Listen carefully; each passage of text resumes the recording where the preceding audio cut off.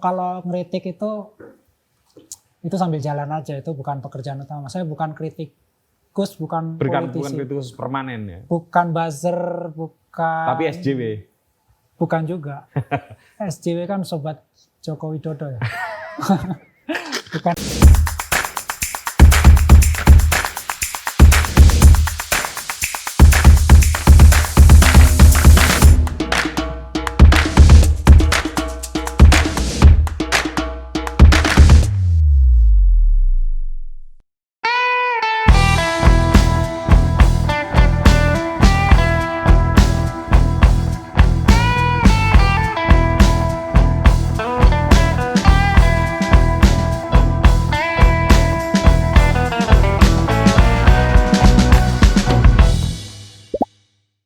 Halo teman-teman, ketemu lagi dengan saya Putu TA Kepala Suku Mojo, dan ini saat yang mengembirakan buat saya karena ketemu sahabat lama saya, Bilven Sandalista.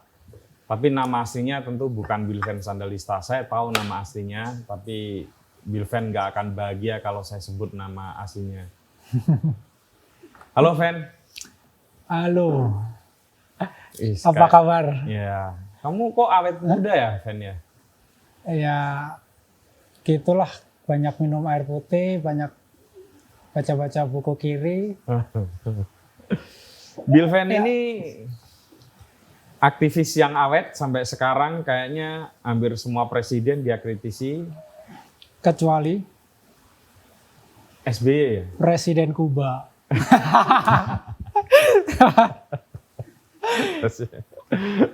Dan dia adalah salah satu penggerak literasi di Bandung yang umur lembaganya itu sudah hampir 20 tahun ya Ven ya?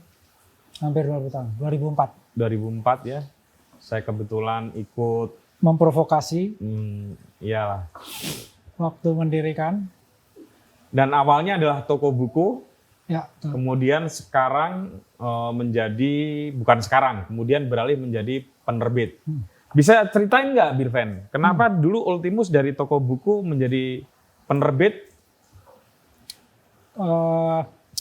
Yang perlu dicatat dulu, sebetulnya waktu kita bikin toko buku itu tidak bisa dilepaskan oleh sosok bernama Putu TA.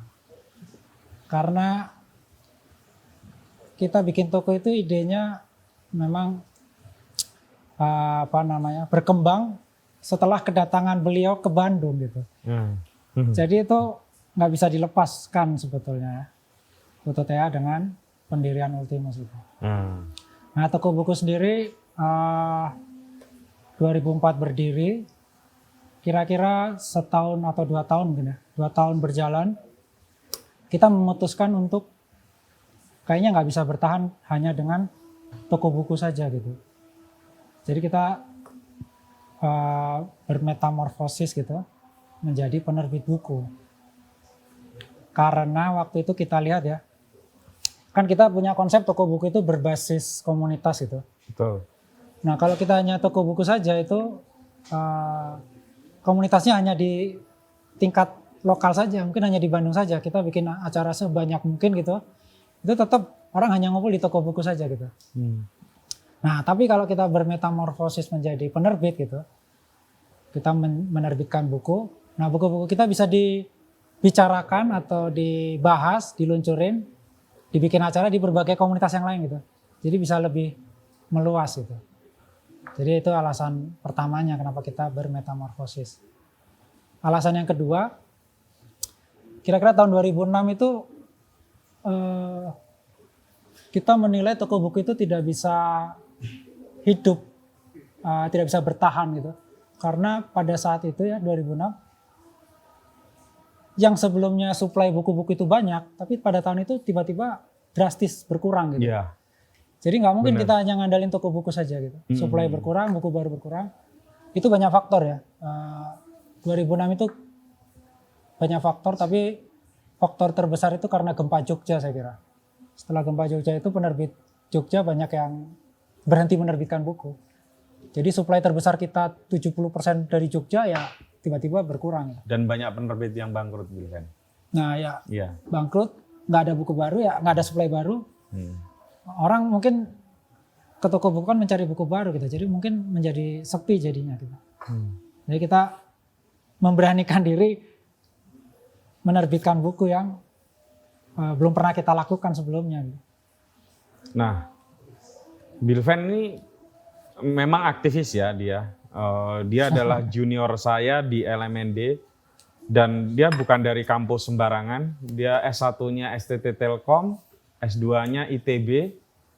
Kamu kan sebenarnya bisa jadi orang kaya, maksudnya ya kamu tahu lah maksudku ya, bisa berkarir sebagaimana teman-temanmu yang lain yang sekarang sudah menjadi kelas menengah elit lah. Saya tahu ini serombongannya Bilven ini anak-anak cerdas semua, LMND generasi cerdas di Bandung itu generasinya Bilven dan hampir semuanya menjadi orang yang mapan gitu ya. Kamu dengan bekal S1 STT Telkom, S2 ITB, kok bersetia dengan hal-hal kayak gini gitu. Bahkan kadang-kadang kopi aja habis gitu. Ya, sebetulnya apa ya?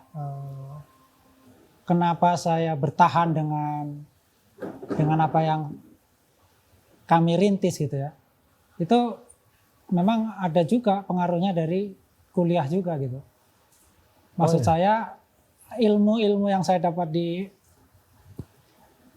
Telkom S1 gitu ya, dan kemudian di S2 itu sama. Saya kan jurusan teknik industri itu. Sebetulnya ada juga hubungannya dengan bisnis yang sedang digeluti gitu. Teknik industri yang di mana? Dua-dua teknik industri. Oh. Di STT Telkom itu saya jurusan teknik industri. Waktu itu sekolah tinggi masih ya. Sekarang kan sudah TELU ya, sudah universitas. Oh, sekarang udah universitas. Sudah universitas. Sebelumnya sempat institut. Tapi waktu zaman saya masih sekolah tinggi itu hanya ada 3 jurusan. Dan itu dibayarin negara kan kalau nggak salah? Enggak, swasta. Swasta. Sudah dibayar masing-masing lah. Jadi hanya ada 3 jurusan. Nah, saya jurusan teknik industri. Yang lain teman-teman saya ada teknik elektro atau teknik telekomunikasi ya. Yang ketiga teknik informatika gitu. Jadi saya di teknik industri itu sebetulnya ada juga kaitannya gitu. Ada marketingnya, keuangannya, akuntansinya saya pelajari juga gitu. Nah, begitu lulus, pas saya lulus itu sekitar 2002 ya. Ya, 2002-2003 lah kamu. 2002 saya lulus, coba-coba memasukkan pendaftaran ke ITB dengan jurusan yang sama, teknik dan manajemen industri gitu. Nah, saya masuklah di ITB itu dan ilmunya juga hampir sama itu, mungkin mengulang dan ya lebih sulit dikit lah, tapi sebetulnya sama. Nah, selama saya kuliah itu teman-teman yang di Telkom ini ngumpul-ngumpul, nah itu disitulah kira-kira ide bikin toko buku itu. Yeah. Dan itu kayaknya bersamaan ketika saya mendapat satu mata kuliah inovasi dan kewirausahaan kalau nggak salah. Dan mahasiswa di kelas itu diminta untuk membuat proposal unit bisnis gitu. Nah, saya bikin toko buku sebetulnya sebagai tugas mata kuliah itu dan dipresentasikan. Nah, waktu saya presentasikan belum ada itu Ultimus, belum ada toko buku belum ada. Jadi saya presentasi aja konsep saya. Kemudian ya teman-teman sekelas juga banyak presentasi, bikin apa warnet di kompleks apa segala macam yang hebat-hebat gitu ya. Saya bikin toko buku. Waktu itu mungkin imajinasinya itu ya seperti toko buku yang berbasis komunitas. Mungkin pada saat itu ada Hutan Kayu atau QB gitu ya. Tapi intinya toko buku yang nggak jual buku doang gitu. Nah, saya bikin konsep itu dan saya presentasikan ke dosen saya waktu itu. Profesor Gede Raka. Oke. Nah, teman-teman yang lain bagus-bagus lah dapat nilai A gitu. Saya kayaknya dapat nilai B gitu. Waduh. B kan udah bagus. Ya bagus. Itu tapi untuk umumnya AB. Tapi gitu. untuk Bilven itu belum bagus lah ya. Ya biasa aja lah gitu. Nah, tapi saya punya apa namanya tantangan. Kayaknya saya harus realisasikan itu gitu. Nah, begitu saya sudah mencoba menyusun bisnis plan gitu. Datanglah Putu TA dari Jogja. Waktu itu kita undang bicara dalam satu diskusi bazar gitu ya, bazar atau pameran buku gitu. Selesai acara ya kita ngobrol-ngobrol dan membuat toko buku itu kemungkinannya semakin besar dengan kedatangan beliau gitulah kira-kira. Di tahun 2003 itu, 2003-2004 lah. Iya. 2003 akhir. Akhirnya kita realisasikanlah toko buku itu. Mulai Desember kita susun, November mungkin ya, November 2003. 2004 toko buku kita buka 15 Januari itu. Dan aku datang lagi tuh. Datang lagi ya. Jadi sebetulnya nggak ada perbedaan yang banyak gitu. Jadi ilmunya sebetulnya saya pakai juga gitu. Nah, ketika di awal-awal toko buku berjalan 5-6 bulan gitu, sebagian teman-teman seperti yang Putut bilang tadi, lulus kerja di mana gitu ya. Dan memang sudah mapan semua lah dengan gaji 2 digit pada saat itu ya. Iya. Nah, saya nggak digaji kan, saya kan ngurus toko gitu. Nah, di samping teman-teman sekelas saya waktu itu melihat ternyata saya merealisasikan bisnis itu gitu, merealisasikan proposal tugas kuliah itu, sementara yang lain kan tidak merealisasikan sama sekali ya. Nah, saya sempat menghilang karena ngurus toko buku, jadi tesis saya tertunda. Jadi saya termasuk lulus lama lah, 3 tahun ya, sementara kurikulumnya 4 semester doang. Tapi akhirnya saya selesaikan tesis, dan tesis itu ada kaitannya juga dengan toko buku gitu. Jadi kira-kira temanya itu supply chain management gitulah, yang ditentukan oleh variabel trust. Jadi ada variabel trust gitu. Nah, itu mata kuliah gitulah. Iya. Nah, teman-teman mungkin baca koran karena Ultimo sering meluncurkan buku dengan mendatangkan tokoh-tokoh gitu ya. Seno Gumira, Putu Wijaya dan lain-lain. Nah, mereka ngeliat saya merealisasikan itu. Jadi saya nggak malu gitu dengan teman-teman kuliah saya gitu. Nah, kembali ke Ultimus, begitu teman-teman kuliah saya yang banyak bekerja di telekomunikasi dengan gaji 2 digit, saya sempat berpikir pada saat itu, kalau ini semua teman-teman meninggalkan Ultimus gitu ya, Ultimus langsung almarhum lah pada saat itu kan, nggak ada yang meneruskan gitu. Tapi saya berpikir kayaknya harus ada yang meneruskan ini. Apalagi pada saat itu kita sudah mulai berinteraksi dengan banyak orang, terutama orang-orang tua ya, yang mempercayakan banyak harapan kepada Ultimus untuk meneruskan apa yang sudah mereka lakukan gitu. Misalnya saya ambil contoh, ada seorang tokoh namanya Uwi Haijun ya, kami panggil Om Uwi. Om Uwi. Dia meneruskan penerbitan Hasta Mitra dengan terjemahan dia dari karya-karya Marx, Engels, dan karya-karya klasik gitu. Nah, pada saat itu kita sudah dipercaya oleh Om Uwi untuk mendistribusikan dan menjual buku-buku yang beliau cetak gitu. Pada saat itu umurnya udah 70 tahun gitu. Kita masih 20-an kan. Jadi hubungan itu terbangun gitu. Dan tidak cuma dengan Om Uwi gitu, dengan yang lain juga kita berinteraksi gitu. Dengan Samsir Muhammad, dengan beberapa eksil. Kita dipercaya untuk menerbitkan buku-buku yang ditulis oleh mereka gitu. Baik itu memoir, terjemahan, puisi, novel, dan lain-lain gitu. Jadi sudah ada ikatan sebetulnya, kita sudah berhubungan gitu. Nah, itulah yang saya bilang tadi, kita menerbitkan buku itu juga ada faktor hubungan dengan beberapa orang-orang yang terhubung karena ada Ultimus gitu. Nah, dari situ saya punya komitmen, kayaknya Ultimus harus diteruskan gitu. Dan dibikin supaya lebih maju gitu lah kira-kira. Jadi itu komitmen pribadi juga. Makanya kenapa kita berusaha bertahan lah sampai hari ini gitu. Nah, Kenapa Ultimus mengambil ceruk yang agak-agak berbahaya, Bilven? Tentang gestok, ya, tentang orang-orang dari orang yang eksil, ya, yang dibuang dan dipenjara oleh Orde Baru. Isu-isunya agak berbau kiri sehingga beberapa kali Ultimus didatangi oleh ormas dan pihak aparat, ya saya tahu persis itu, acaranya dibubarin. Bilven sempat beberapa kali lah harus menghilang gitu ya. Kenapa kamu kok mengambil risiko yang kayak gitu gitu? Ya sebetulnya itu bukan buku-buku yang berbahaya bagi kita. Itu mungkin berbahaya bagi rezim kali itu ya. Iya, ya rezim saat itu. Berbahaya bagi rezim karena mereka takut kedoknya terbongkar gitu. Ya mungkin berbahaya bagi mereka. Bagi kita sebenarnya nggak berbahaya amat. Iya, maksudku, ya kamu tahu resikonya itu. Kenapa diambil? Kenapa nggak nerbitin buku-buku yang lain ya, yang lebih aman, nyaman, sehingga nggak ada ancaman-ancaman yang menjadi gangguan dalam berbisnis buku gitu.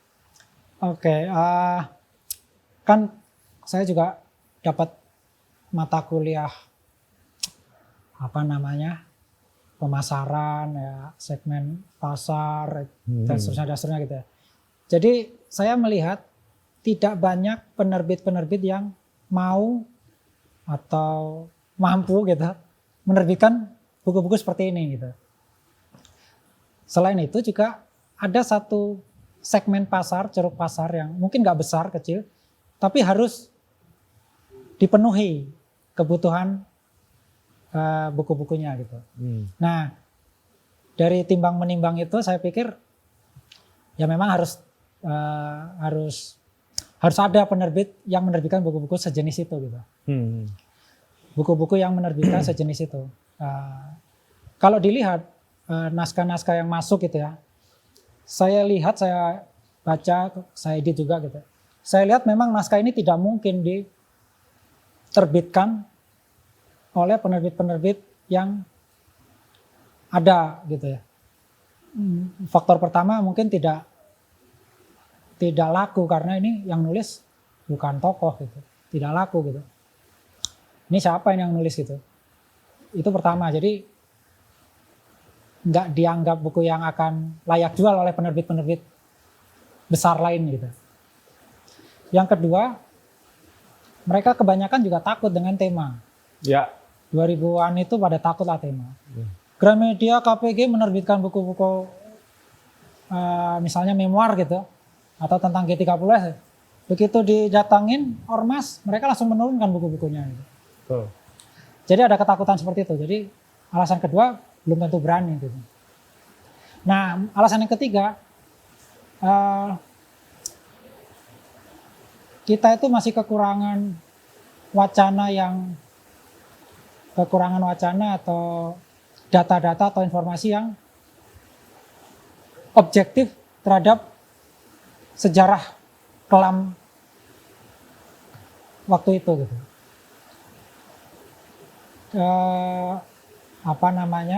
Bahan-bahan bacaan, TV dan lain-lain itu, internet masih didominasi oleh sejarah versi Orde Baru gitu. Jadi alasan ketiga kita harus melawan itu gitu. Nah, untuk melawan itu amunisinya ya dari kesaksian-kesaksian para korban atau dari analisis-analisis yang lebih objektif gitu.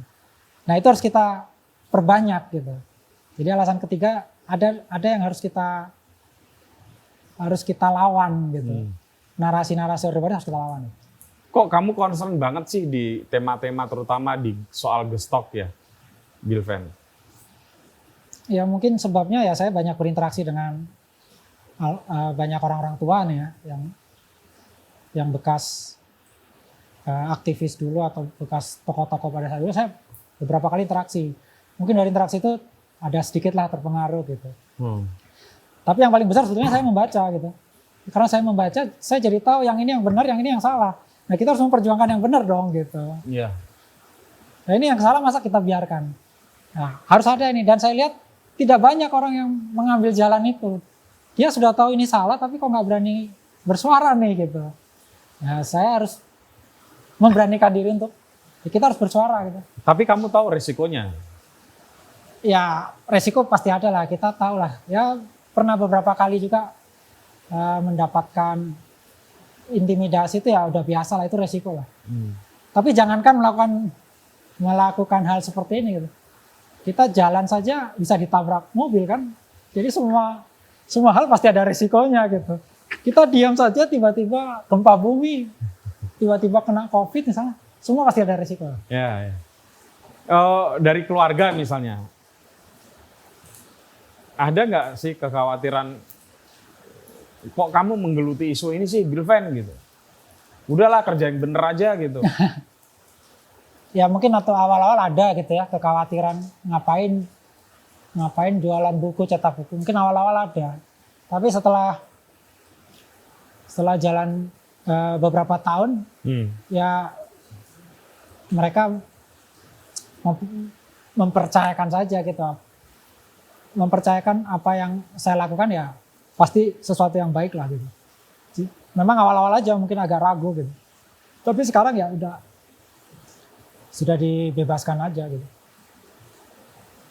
Bilven, kamu selain menerbitkan buku-buku dengan tema yang bukan agak-agak ya, tema yang mudah sekali untuk diserang oleh beberapa pihak ya. Ini seperti ini ya, G30S dan Kejahatan Negara. Ada banyak banget puluhan buku yang dia terbitkan, termasuk itu Bertahan Hidup di Pulau Buru dan yang lain-lain gitu. Kamu juga masih aktif mengkritisi pemerintahan Jokowi. Ada persoalan apa dengan itu? Kan teman-temanmu ya banyak yang udah ada di pihak Pak Jokowi, ada di pemerintahan gitu. Ini tudingannya kan Bilven nggak dapat Jatah. cepetan, Oke. cipratan lah dari sana atau apa. Kenapa sebetulnya? Ya kalau pemerintahan memang harus dikritik. Memang harus dikritik, pemerintahan manapun harus dikritik karena itu memang dia itu kan dipilih untuk menyelenggarakan pemerintahan, menyelenggarakan apa namanya? Ya dia sebagai penyelenggara negara, amanat undang-undang dan ya memang harus menjalankan segala sesuatunya untuk kepentingan rakyat gitu. Tapi begitu dia nyeleweng gitu, ya sudah pasti harus dikritik gitu. Ya, itu kan ada banyak temanmu yang sudah di sana, kan bisa disampaikan lewat teman-temanmu lah, bukan hanya satu dua orang kan? Ya mereka kan teman-teman ketika menjalankan jabatannya atau posisinya untuk kepentingan rakyat. Ketika mereka sudah nggak menjalankan itu ya bukan teman lagi dong mestinya kan? Masa kayak gitu? Ya mereka sudah bukan teman lagi kalau sudah lupa dengan apa yang harusnya mereka kerjain gitu. Kamu tidak percaya bahwa teman-temanmu, kita lah ya, yang ada di pemerintahan Presiden Jokowi saat ini gitu ya, tidak sedang menjalankan agenda politik yang penting, tapi mungkin butuh waktu dan butuh proses sehingga nggak semudah yang kita pikir sebagai orang dari luar gitu. Kalau 1-2 bulan pertama itu mungkin begitu, pikiran kita mungkin bulan. Kalau 1 bulan pertama wajar ada pikiran gitu. Tapi ini udah 6-7 tahun itu nggak ada yang dilakukan apa-apa gitu. Itu kita kita harus berpikir ulang gitu. Asumsi itu masih jalan nggak? Orang-orang yang di dalam, kawan-kawan kita yang sudah di dalam, memberikan kontribusi untuk pemerintahan itu menjadi lebih progresif itu. Ini sudah 7 tahun dan nggak ada yang kemajuan yang bisa kita lihat gitu. Kalau 1-2 bulan pertama orang masih berharap gitu, oh dia ini jadi komisaris ini, jadi dirjen, jadi staf gitu, ada perubahan. Tapi ini 7 tahun nggak ada perubahan apa-apa tuh. Apa sih yang kamu maksud dengan perubahan itu? Ya banyak kan mungkin banyak perubahan juga yang sudah dilakukan tapi kamu nggak tahu gitu. Ya banyak hal lah ya. Banyak hal.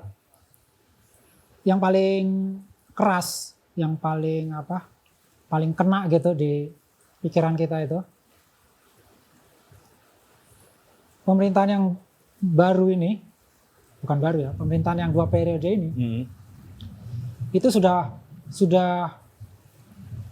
selama 6-7 tahun ini bertentangan dengan janji yang sudah dia sampaikan di awal. Itu aja sudah. Apa tuh janji yang kamu ingat? Wah, banyak itu. Enggak, sebutlah.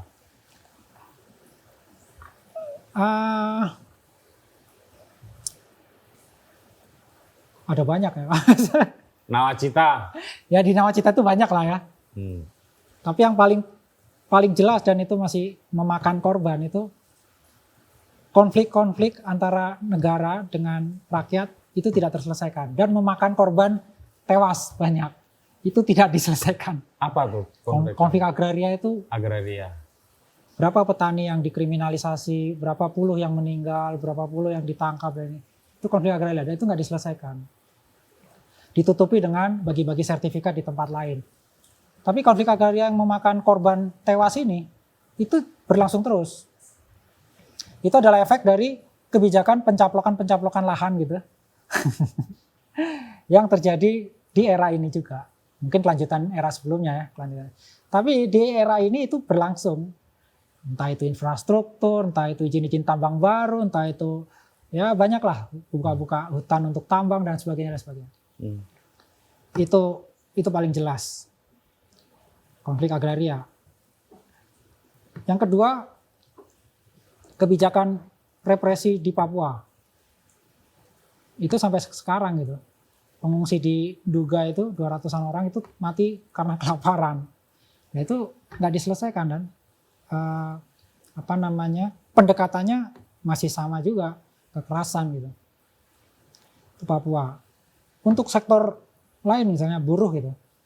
Udah jelas kebijakan-kebijakan dengan PP perburuhan dan lain-lain termasuk sekarang Omnibus Law gitu. Itu nggak berpihak ke buruh gitu. Gaji tenaga kerja itu mengikuti inflasi gitu. Dan sewaktu itu bisa berubah tanpa persetujuan dengan serikat buruh. Jadi ya kalau lagi krisis ya buruh nggak aman dong penghasilannya gitu. Itu di sektor buruh gitu. Belum lagi yang lain masyarakat adat dan lain-lain. Dan kalau yang SJW yang selalu diserang itu soal HAM. Janji kampanye Jokowi apa? Penuntasan kasus-kasus HAM. Ini tidak ada satupun kasus yang diselesaikan di masa lalu. Malah Jaksa Agungnya Jokowi ini menganggap bahwa kasus Trisakti Semanggi Sakti itu bukan pelanggaran HAM berat. Dan perlu diingat ada satu kejadian atau beberapa kejadian ya, tapi di masa Jokowi sendiri itu pelanggaran HAM terjadi di Papua waktu tahun 2014 ya. Ada kejadian juga di masa Jokowi dan itu nggak selesai sampai sekarang. Jadi kalau dirunut-runut ya banyak gitu. Ya. Dan kenapa kita harus mengkritik gitu. Ya nanti presiden siapapun yang berikutnya juga kalau seperti itu tetap harus dikritik gitu. Tapi khusus untuk Jokowi kenapa itu harus dikritik? Karena yang saya lihat itu banyak kawan-kawan itu terilusi dengan sosok yang ditampilkan oleh Jokowi itu. Ya itu ilusi apa? Sederhana, tidak menggunakan kekerasan karena bukan dari militer gitu ya. Sederhana. Bajunya itu saja. Bajunya 100.000 diurutkan dari atas ke bawah. Kemudian tidak akan politik dinasti. Anak-anak saya semua urusin martabaknya, urusin pisang gorengnya, belakangan enggak juga. Dan seterusnya gitu. Tidak bermewah-mewahan, tapi ibu negara memakai tas dengan harga sekian juta. Dan seterusnya. Jadi semua berkebalikan gitu. Antara yang kita bayangkan, yang kita gambarkan sosok itu, dengan kenyataan itu berkebalikan semua. Nah kita harus membongkar ilusi itu di kawan-kawan, baik kawan-kawan yang hanya mencoblos maupun yang sudah masuk menjadi dirjen, staf ahli, komisaris. Ini mereka semua harus dibongkar ini. Kamu itu masih ilusi. Nah kamu dukung pemerintahan yang seperti itu dengan sadar atau hanya cari jabatan supaya dapat gaji bulanan gitu, hanya untuk job seeker aja, hanya mencari kerja, atau kamu memang seorang yang memperjuangkan kepentingan banyak orang gitu dengan posisi itu. Mungkin mereka sedang belajar untuk berkuasa, karena itu kan penting juga. Belajar membuat kapital, power gitu ya, untuk suatu saat jika mereka punya power dan modal yang lebih besar, mereka akan bisa mengerjakan hal-hal yang lebih penting yang seperti kamu bilang. Karena hal kayak gitu kan nggak mungkin langsung bisa dilakukan, Bilven. Ya, tapi yang melakukan itu, yang belajar banyak dan cepat dan lain-lain, itu dalam kenyataannya itu bukan kawan-kawan. Justru orang-orang yang lain, yang lebih dominan, itu yang lebih banyak cepat belajar, sehingga dia berusaha mengubah harapan masyarakat progresif untuk hal yang lebih baik. Tiba-tiba, karena mereka lebih cepat belajar nih ya, tiba-tiba kita kembali lagi ke masa sebelum reformasi gitu. Jadi mereka sudah masuk lagi ke berbagai sektor yang dulu kita tolak gitu. Jabatan ABRI kita tolak difungsi. Ini semua polisi masuk di jabatan-jabatan sipil, militer masuk jabatan sipil. Peraturan perundang-undangan supaya pemilu lebih demokratis, undang-undang pemilu harus diubah. Ini undang-undang pemilu makin dipersulit. Jadi kita kembali lagi ke zaman Orde Baru.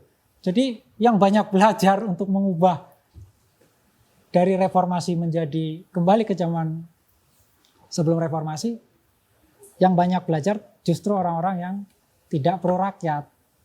Bukan kawan-kawan kita yang belajar, justru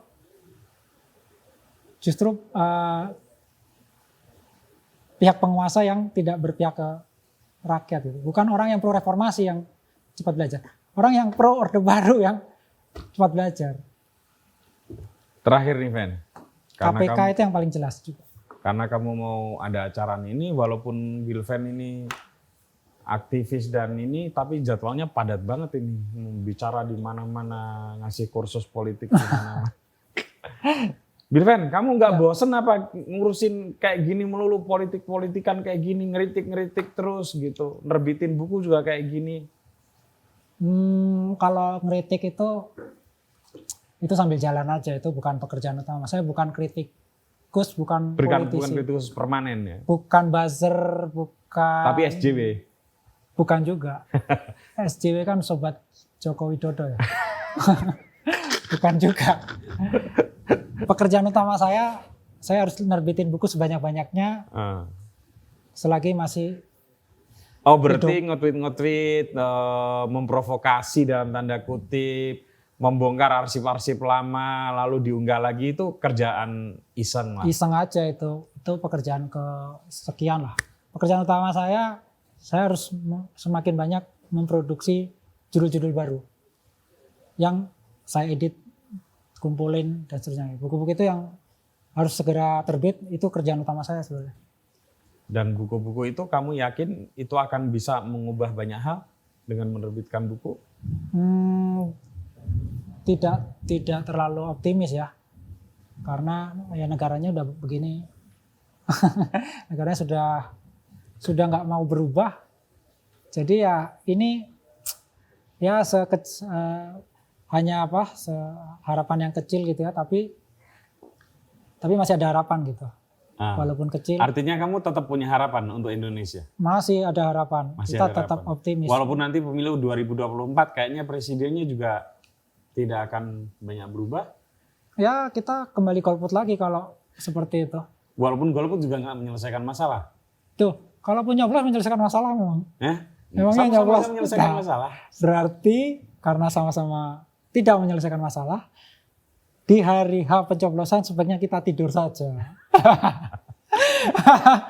Sama-sama tidak menyelesaikan masalah. Oke, teman-teman, waktu kami sangat pendek memang ya. Tapi saya secara pribadi mengapresiasi betul Bilven soal dia banyak mengkritik Presiden Jokowi. Saya juga sekali mengkritik, tapi tidak sekeras Bilven ya.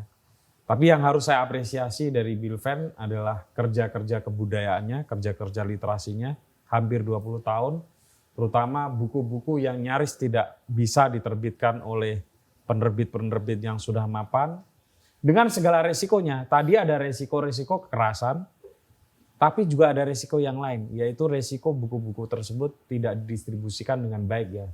Oleh karena itu teman-teman, silahkan beli buku-buku terbitan Ultimus, karena ini bukan sekedar soal orang mencari untung. Saya tahu persis Bilven itu siapa. Ada banyak orang yang belajar di sini. Ini ada perpustakaan besarnya. Ini jadi ruang publik yang menyenangkan selama udah 6 tahun ya. Pindah di sini. 2013. Nah, oh lebih berarti. Nah, jadi kalau Anda membeli buku-buku terbitan Ultimus, tentu akan Sangat membantu. sangat membantu lah untuk Termasuk buku-buku mojok juga. ya kalau mau beli buku mojok dia sudah ada yang mengurus sendiri. Ya. Dan ya memang kayak gini judul-judulnya.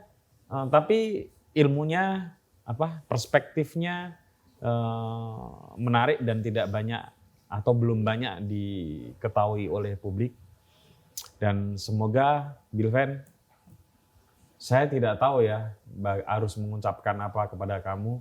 Yang jelas sebagai bagian dari orang yang bergelut dalam dunia literasi sejak dulu, saya harus terima kasih banyaklah ke kamu. Mau bertahan di tempat yang sunyi seperti ini, yang tidak banyak menjanjikan